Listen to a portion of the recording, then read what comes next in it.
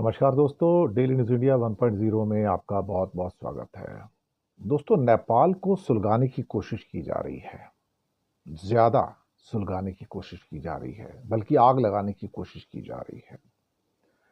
वहाँ पर राजा को सक्रिय करके जिसका प्रभुत्व खत्म हो चुका था, एक बार फिर से राजशाही को वापस लाने का पाखंड रचा जा रहा है और दोबारा से नेपाल को हिंदू राष्ट्र डिक्लेयर करने की योजना पे काम चल रहा है। कुछ हिंदू मंच हैं जो वहां पर जागृति अभियान चला रहे थे और जिनमें कुछ लोग आए भी हैं, और जिसके बारे में केपी शर्मा ओली और नेपाल के बड़े लीडरान ने कहा है कि कोई बाहर का मुल्क है जो उनके देश को अस्थिर करना चाहता है और देश में राजशाही वापस लाके हिंदू राष्ट्र की स्थापना करना चाहता है। उनका कहना है कि हम इसको सफल नहीं होने देंगे और इस किस्म के जो जागृति अभियान हैं उनको कुचल कर रख देंगे, खत्म कर देंगे उसको। बल्कि कुछ उनके जो खास तौर से मोर्चे निकल रहे थे नेपाल में राजशाही के समर्थन में, उसमें योगी आदित्यनाथ के फोटोग्राफ्स भी दिखाई दिए। अब ये योगी आदित्यनाथ के फोटो दिखाई देना भी एक संकेत है कि क्या हो क्या रहा है अल्टीमेटली। दरअसल भारत और नेपाल के बीच में जो बढ़ती हुई तल्खियां हैं वो बहुत पुरानी हो गई हैं अब, जो कि काला पानी, लिपू लेक, लिम्पू धुरिया के जो बॉर्डर रोज हैं वो चल रही हैं। इसके अलावा जो मधेशियों के इशू के ऊपर संविधान का मुद्दा था, जिस पर नेपाल ने कहा था कि भारत ने ब्लॉकेट किया था और नेपाल को एक एक चीज के लिए तरसाने की कोशिश की थी। हालांकि भारत ने उससे इनकार किया था, लेकिन सच तो यही था कि कुछ तो हुआ था। और उसके बाद अग्निवीर में खास तौर से जब सारे गुरखाओं को उन्होंने सेना में भेजने से मना कर दिया कि 4 साल के लिए मरवाने के लिए हम अपने आदमी नहीं भेजेंगे सेना के अंदर। तो बहुत सारी चीजें ऐसी हो रही हैं और ऑफ लेट चाइना का जो इन्फ्लुएंस है वहां बढ़ता चला गया। अक्सर कहा जाता है कि चाइना और इंडिया की एम्बेसीज जो हैं वो नेपाल को चलाती हैं, लेकिन ऑफ लेट हमने देखा कि चाइना का बढ़ता हुआ जो प्रभुत्व है नेपाल के अंदर, उसका एक बहुत बड़ा कारण है कि एक तो कम्युनिस्ट पार्टी की पूरी सरकारें आती हैं और वही राज करती हैं। अब केपी शर्मा ओली हों या उनके साथ में पुष्प कमल दहल प्रचंड हों या करे और भी जो कम्युनिस्ट पार्टीज हैं, और उसके साथ ही नेपाली कांग्रेस का लगातार कमजोर होते जाना, जिसको भारत का समर्थन होता था। तो एक किस्म से कहा जाए तो नेपाल के अंदर ऐसा लगता है कि जैसे एक तख्ता पलट का षड्यंत्र चल रहा है।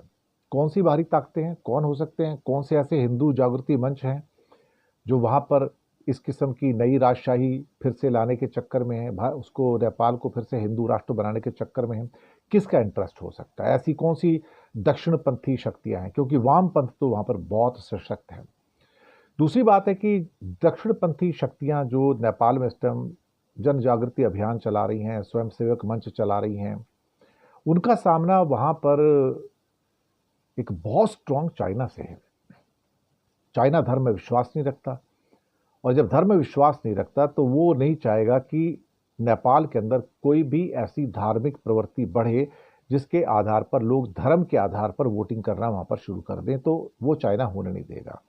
दूसरी बात, चीन का बहुत प्रभुत्व है क्योंकि उसकी फंडिंग बहुत ज्यादा है, और अब वो वहां पर ट्रांस हिमालयन रेलवे लाइन और रोड्स और हाईवेज भी बना रहा था ताकि भारत के ऊपर उसकी डिपेंडेंस कम से कम हो सके। भारत की ओर से भी जो पिछले कुछ सालों में जो प्रयास किए गए वो सार्थक प्रयास तो मैं नहीं कहूँगा, और ना ही भारत ने कभी जो नेपाल के अंदर जो तल्खियां थी या नाराजगी थी उसको दूर करने की कोशिश की है। और उसका अंतिम फल ये निकला कि आज नेपाल के अंदर जो आम नागरिक भी है वो भारत के प्रति कोई बहुत खुश नजर नहीं आता है। वो भारत की सरकार हो या भारत देश के प्रति उसकी जो मन में जो भावना है वो धीरे धीरे दुर्भावना बदल रही है, और कहीं ना कहीं इस बात का एहसास हो रहा है कि भारत अपने किसी भी मुल्क को खुश नहीं रख पाया जो कि पड़ोसी मुल्क था। सबके साथ कोई ना कोई तलखी, इवन भूटान भी आधा नाराज है, साथ में बांग्लादेश नाराज है, श्रीलंका भी नाराज है, मालदीव भी नाराज है, पाकिस्तान तो पहले से नाराज है।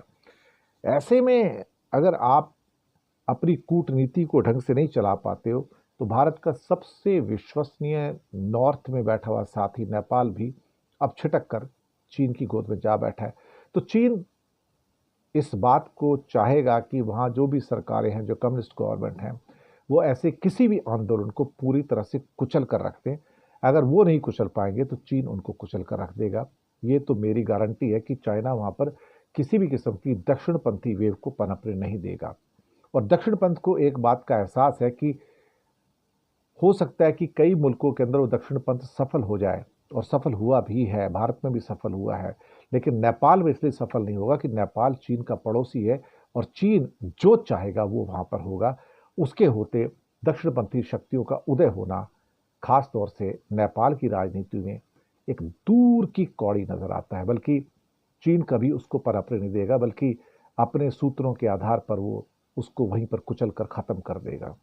शायद यही नेपाल का एक अंतिम सत्य है, जिसको जो भी वहाँ पर जन जागृति अभियान वाले या हिंदू मंच वाले जो ऑपरेट कर रहे हैं, वो इस बात को समझ नहीं पा रहे हैं कि आप हो सकता है वहाँ के वामपंथियों से तो लड़ लेंगे, लेकिन उस चाइना से नहीं लड़ पाएंगे जिसने नेपाल को अपने फौलादी शिकंजे में कस लिया है।